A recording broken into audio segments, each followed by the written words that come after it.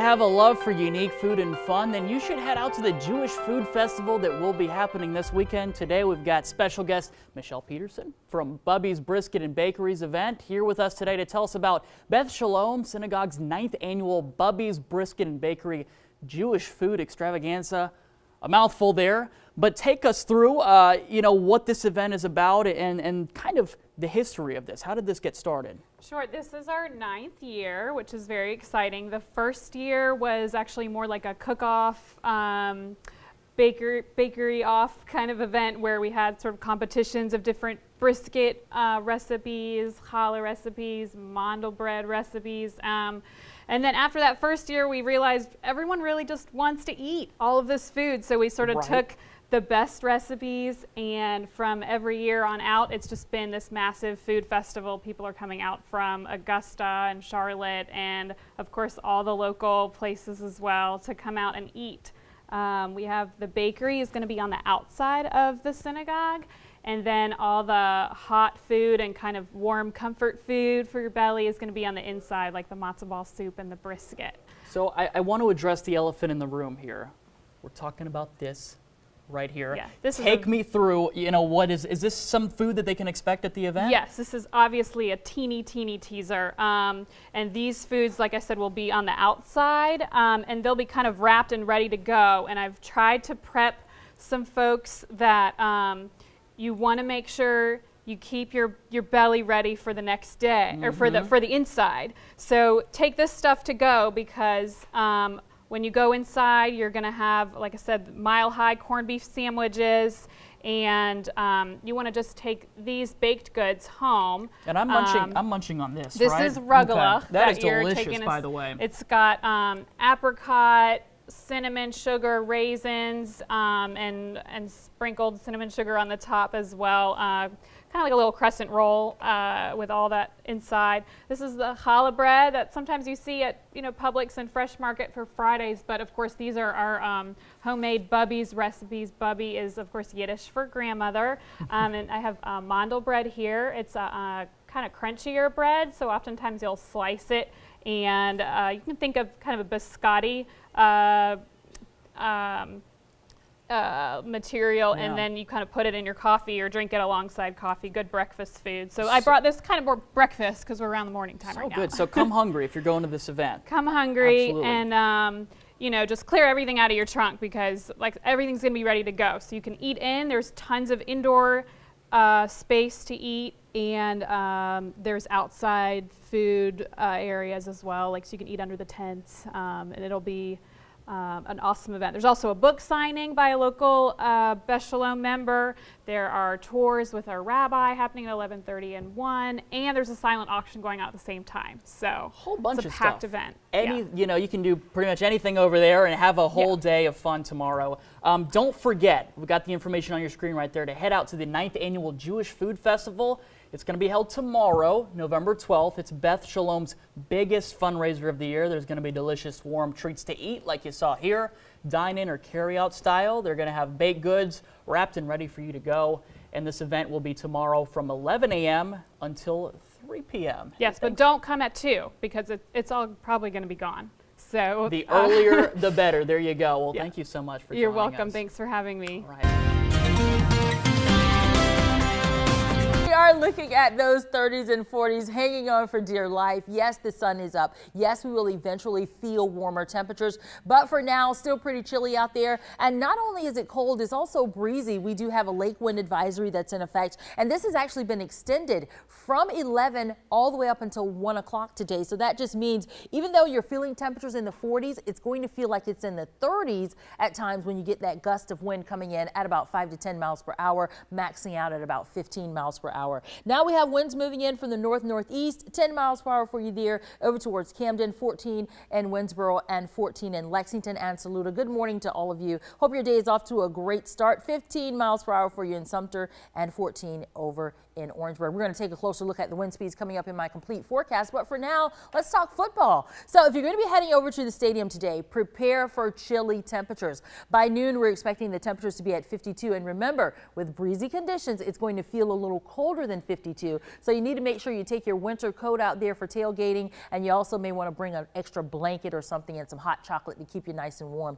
Also up in Clemson, if you're going to be heading up that way, expect cold air in place there. Of course, you know the elevation is a bit higher for them, and they're going to see temperatures in the 50s. By 3:30 start, it looks like we'll have temperatures just right around 50 to 51 degrees there. So a cold afternoon expected, and 45 degrees for you by the 6 o'clock hour. So you certainly need to bundle up. We'll be talking about the complete first alert forecast coming up in just about 10 minutes. Paul? A kind gesture is going viral this morning thanks to Facebook.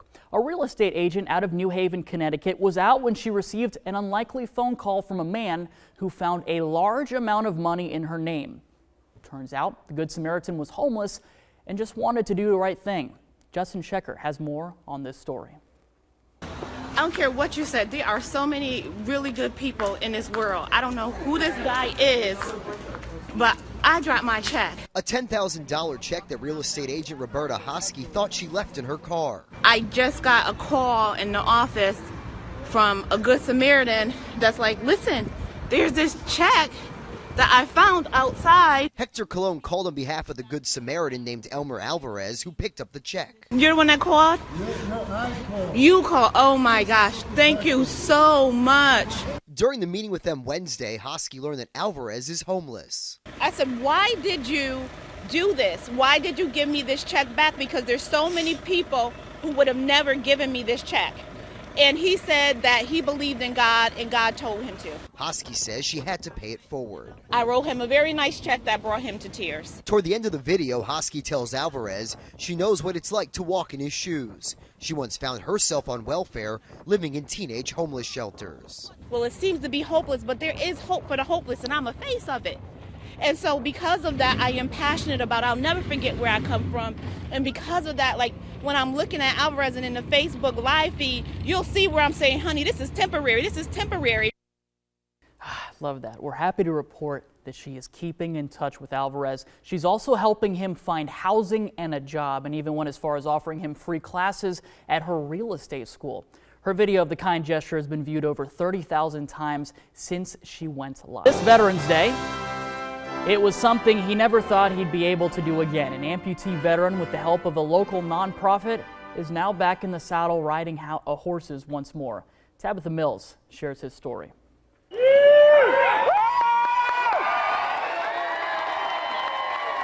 Say thank you guys for this. I was not expecting all Bakersfield to be here. But that's just what Bakersfield did on December 16th, 2012, to welcome home Joshua Brubaker. Hey, thank you. On his to-do list at the time, We play with my dog and go pet my horse. flash forward nearly 5 years, and things haven't changed much. Riding horses was my life before I joined the Marines. Brubaker is medically retired from the military. We were on a dismounted patrol on our way back to our platoon. Next thing I know, boom. Brubaker stepped on an IED. He immediately lost his left foot. His right leg sustained major injuries from shrapnel and eventually had to be amputated above the knee. So, I mean, your life is completely changed and flipped upside down. Many things he once enjoyed in his life, including riding horses, seemed to be a thing of the past. That was until Brubaker discovered the Mare Therapeutic Riding Center and his new friend, Duke. When I lost my legs, I wasn't sure if I ever be able to ride again, but this program's a way that I was able to get back onto the horse and get back something that I thought could have been gone forever. Mare partners with the Wounded Heroes Fund to help veterans in our community. They've taken us in and they treat us like family here. It's not a traditional form of therapy, but it's therapy that's proven to work. I mean, having a bond between an animal, once you find that bond, it's really hard to break, and it could really turn someone's life around in a good way. That's more than what it does. It just lifts spirits. It helps people heal. Case in point, Brubaker, who never thought he'd ride a horse again. Never say never. And happening today, there are several events going on around the Midlands in honor of Veterans Day. Veterans Celebrating Veterans will be happening later this evening. The event will be hosted by the Columbia First Seventh-day Adventist Church here in the Midlands. Veterans will receive a free meal, free childcare provided by the church, and comedy entertainment. And that event's going on from 6 to 9 p.m. It's only been a week since the release of the new iPhone, but now Apple's latest iOS update has a glitch that's been boggling some Apple iPhone and iPad users. It happens when you try to type that letter I. Instead of an I, users get an A with a barcode symbol. I've also seen a question mark. So here's how you fix it while Apple works on a patch. Okay, listen up, break your phones out, go to Settings, scroll down to General, scroll down again to Keyboard, then select Text Replacement. Hit the plus sign in the right corner and in phrase type capital I. Then in the shortcut, type lowercase I. Hit save and hey, that should fix it for you. And trending now this morning, the giraffe. We remember this, right? The giraffe who became viral sensation thanks to her giving birth. She could possibly be pregnant again.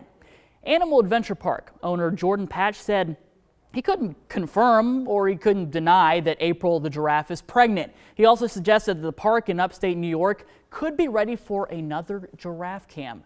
More than 1 million people watched online as April gave birth to her 4th calf. That was a son back in April. The giraffe cam was on for 65 days to watch April's pregnancy, which lasted over 16 months. And if you love Star Wars as much as I do, hey, we've got some good news. Disney says Rian Johnson, who's directing the upcoming Star Wars The Last Jedi, will make a new trilogy of Star Wars films.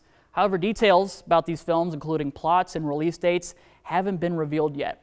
Disney has seen a great deal of success with the Star Wars universe since acquiring the rights from Lucasfilm in 2012.